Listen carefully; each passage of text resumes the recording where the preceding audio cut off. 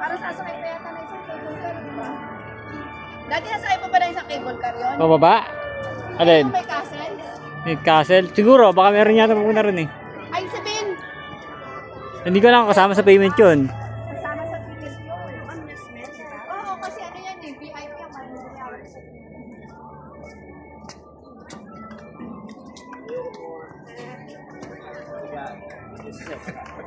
Okay.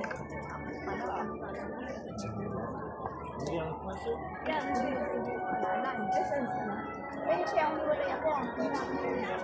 Doon lang ako sa akin. Kapita sa loob.